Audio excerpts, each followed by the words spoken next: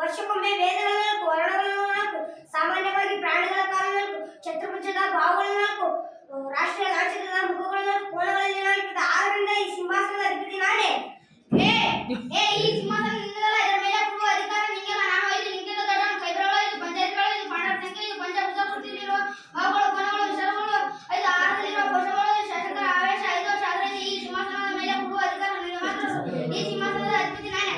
ಏನಿಲ್ಲ, ನಾನು ನಿನಗಿಂತ ದೊಡ್ಡವಳು. ಋತುಗಳಾರು, ಹಸಿನ ಚಕ್ರಗಳಾರು, ಸಾಮಾನ್ಯವಾಗಿ ಕೀಟಗಳಿಗೆ ಕಾಲುಗಳಾರು, ಕನ್ನಡದಲ್ಲಿ ಋಸ್ವ ಸ್ವರಗಳಾರು, ಷಡ್ಭುಜಕ್ಕಿರುವ ಕೋಣಗಳು, ಶೃಂಗಗಳಾರು. ಅದರಿಂದ ಈ ಸಿಂಹಾಸನದ ಮಹಾರಾಣಿ ನಾನೇ. ಈ ಸಿಂಹಾಸನ ಅಧಿಪತಿ ನಾನೇ. ನಾನೇ ಹೇಳು ಕಾನೂನಿನಲ್ಲಿರುವ ಬಣ್ಣಗಳ ಸಂಗೀತ ಸ್ವರಗಳ ಖಂಡಗಳ ಸಾಲಗಳ. ಅದರಿಂದ ಈ ಸಿಂಹಾಸನ ಅಧಿಪತಿ ನಾನೇ. ನಾನೇ ಈ ಸಿಂಹಾಸನ. ನಿಲ್ಲು, ನಿನಗಿಂತಲೂ ದೊಡ್ಡವಳು ನಾನಿದ್ದೇನೆ. ನಾನೇ 8 ದಿಕ್ಕುಗಳು 8, ಗ್ರಹಗಳು 8, ಅಷ್ಟಭುಜಾಕೃತಿಯಲ್ಲಿರುವ ಶೃಂಗಗಳು, ಬಾಹುಗಳು, ಕೋನಗಳು 8. ಅದರಿಂದ ನಾನೇ ಮಹಾರಾಣಿ. ಈ ಸಿಂಹಾಸನದ ಮೇಲೆ ಕೂಡುವ ಅಧಿಕಾರ ನನಗೆ. ನಿಲ್ಲು, ನಾನು 9. ನಾನು ಎಲ್ಲರಿಗಿಂತ ದೊಡ್ಡವನು. ಮನುಷ್ಯನ ದೇಹದ ರಂಧ್ರಗಳು 9, ಸಿರಿಧಾನ್ಯಗಳು 9,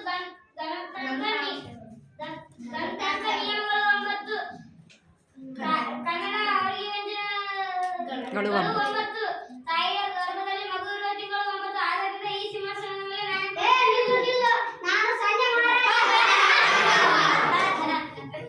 ನಮಗೆಲ್ಲ ಬೆಲೆನೇ, ನಿನಗೆ ಬೆಲೆನೇ ಇಲ್ಲ.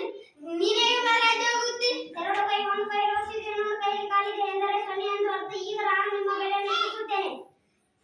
ನಿನಗೆ ಬೆಲೆನೇ ಇಲ್ಲ, ನೀನೇ ನಮ್ಮ ಬೆಲೆಯನ್ನು ಹೆಚ್ಚಿಸುತ್ತೆ. ಬಾ, ಒಂದು ನನ್ನ ಪಕ್ಕದಲ್ಲಿ ನಿಂತುಕೋ. ಇದು ಒಂದು ಸಂಖ್ಯೆಯಾದ ಈಗ ನಿಮ್ಮೆಲ್ಲರಿಗಿಂತ ನಾನೇ ದೊಡ್ಡ. ಈ ಸಿಂಹಾಸನ ಅಧಿಪತಿ ನಾನೇ. ಸಂಜೆ ಮಹಾರಾಜನಿಗೆ ಜಯವಾಗಲಿ. ಸಂಜೆ ಮಹಾರಾಜನಿಗೆ ಜಯವಾಗಲಿ. ನೋಡಿ, ನೀವೆಲ್ಲ